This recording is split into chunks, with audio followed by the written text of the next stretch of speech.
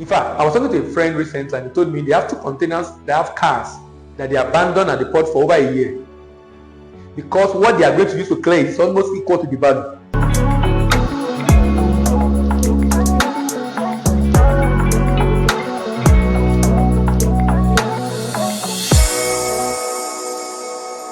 Welcome to another edition of sharing trade information on YouTube, and welcome to our YouTube channel. In this video, I'll be talking about now what you must know about your product, what you must know about the product you want to import. And I'll be using an example of, let's say, tiles. Floor or wall tiles. What you must know about the product you want to import. What must you know about the product you want to import? You want to import this product to your country. What must you know about it? Just like I said and mentioned when I was talking about export, the first thing is the purpose. What is the purpose? What are they using this product? What are they using it to do in your country? The purpose, because it's tile, for example, you know it's used for wall building. The reason for that purpose is it helps you to know, because I'm an importer, I'm going to bring it in. It helps me to know who am I going to be targeting in my country to buy. Who am I going to be targeting? I should also know, because I know the purpose. You know, even though they might be importing tiles into different countries might have different type of tile. Let me give you an example. I visited Cote d'Ivoire some years ago, 2 years ago actually. I went to Cote d'Ivoire for a program, and you know what I discovered? No, before I even went, I went for the first time before COVID. So when I'm now going, I'm now aware of it.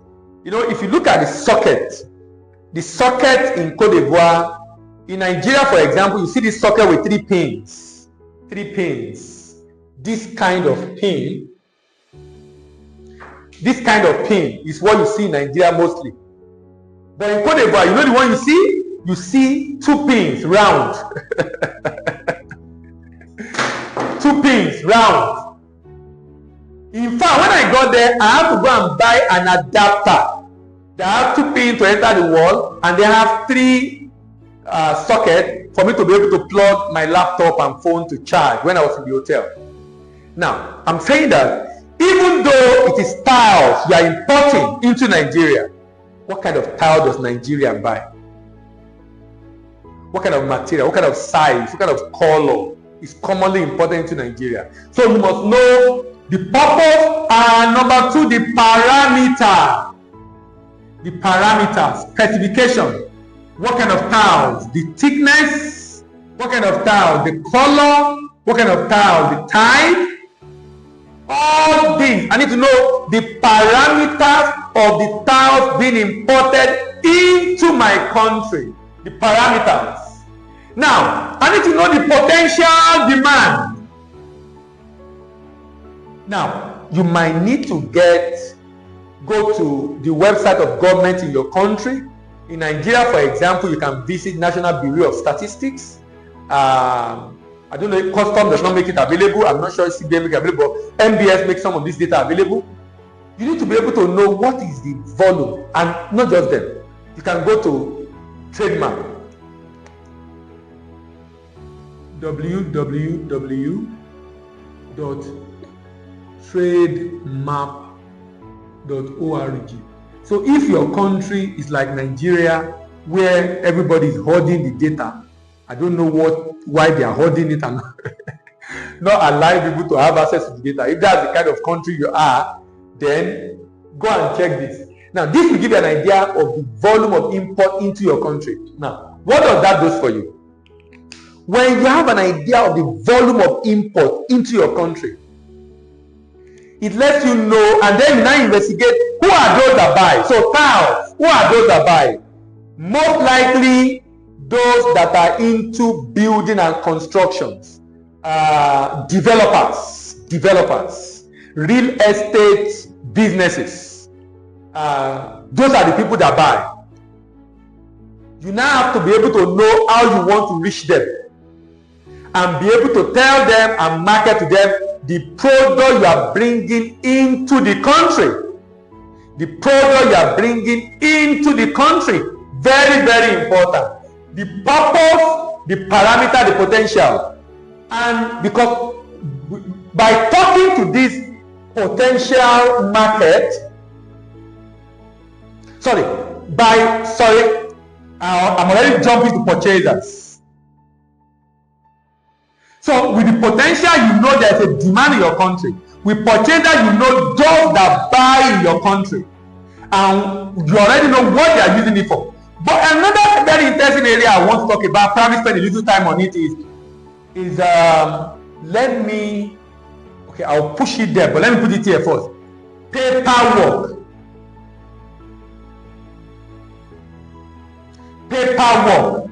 Now, and I will use Nigeria as an example. Paperwork in Nigeria for import is a big deal. It's a big deal because of documentation. So, for example, if I'm importing into Nigeria, you have pre-import document and you have post-import document, which I will categorize into pre-clearance document and post-clearance document. So if I import into Nigeria, for example, pre-import document, number one is you must open a Form M. And please note, you cannot bring the good into the country until the Form M has been approved. You must know also which agency of government regulates. So for tiles, you will need SON. After Form M, you need pro forma invoice, PFI.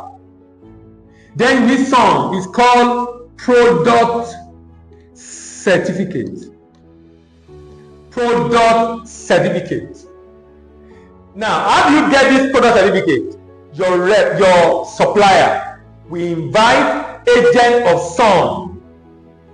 SON have agents in different countries, and these agents include SGS, Veritas, Cotecna, Intertech, and if you are in China, CCIC or CIQ. You see, this agency will come and take sample and do inspection and analyze. If the quality of the sample they took in the factory of your supplier is good, they will issue a product certificate. That will be sent to you. That means your buyer abroad is going to send to you pro forma invoice, product certificate. You will open Form M and attach this document plus insurance. You know, in Nigeria, the Incoterm for shipment is CFR. If you are not familiar with Incoterm, you can check on the platform, on this YouTube channel. You will see other recording we've done in the past for Incoterm. Incoterm separate transaction cost and risk between buyers and sellers in international trade transactions. Because you are going to be the one carrying the risk because you use CFR for sea shipment and CPT for air or road shipment into Nigeria. Insurance will need to be done in Nigeria to ensure that the goods you are importing is insured. And all this will be part of the document to be attached to the Form M when you are processing the Form M. When the Form M is approved, that is when you can issue your LC or tell your supplier to ship. And your supplier will send you pre-clearance document, which include bill of lading, invoice, packing list,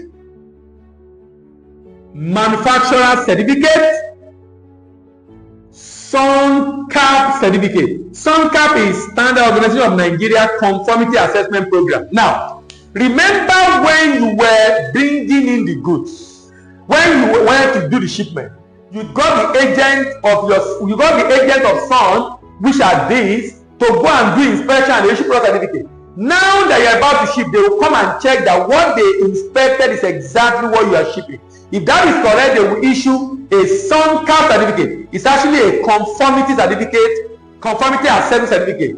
Some of them have a conformity assessment program. Then, bill of lading, invoice, payment certificate, and certificate of origin, because it's new product. All these will be used to process pre-arrival assessment report. Pre-arrival assessment report. Very important. Post-import. Now, you see this product certificate, it could be NAFDAC if it's food item or drug. It could be DPR certificate, Development Potential Resources, if it's petroleum product. It could be NER certificate if it's a power related, electricity-related equipment. The idea is this: you must be able to know the paperwork.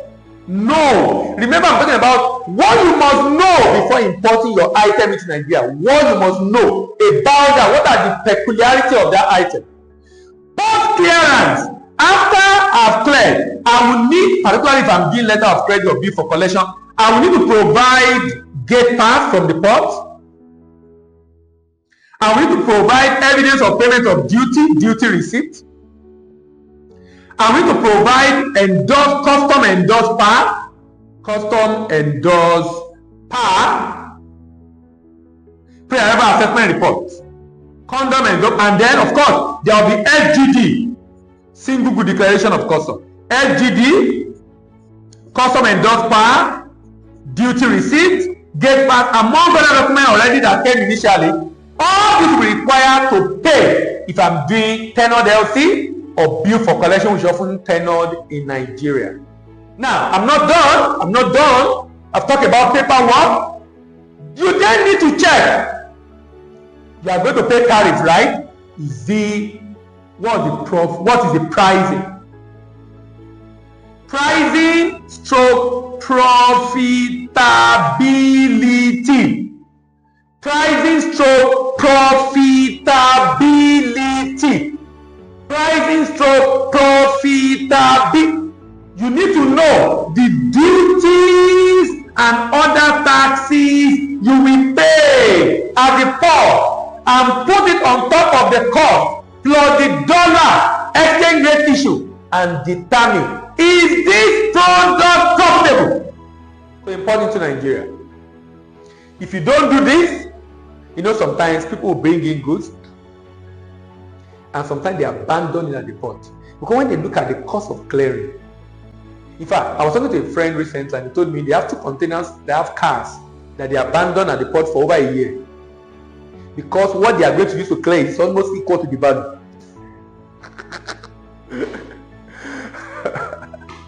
It's almost equal. Now that means you did not do your own work before importing the item, because if you do your own work, you will have known this thing is not profitable. And lastly, pitfall. If I bring this into Nigeria, what can hinder me from selling? What are the likely issues? Breakage.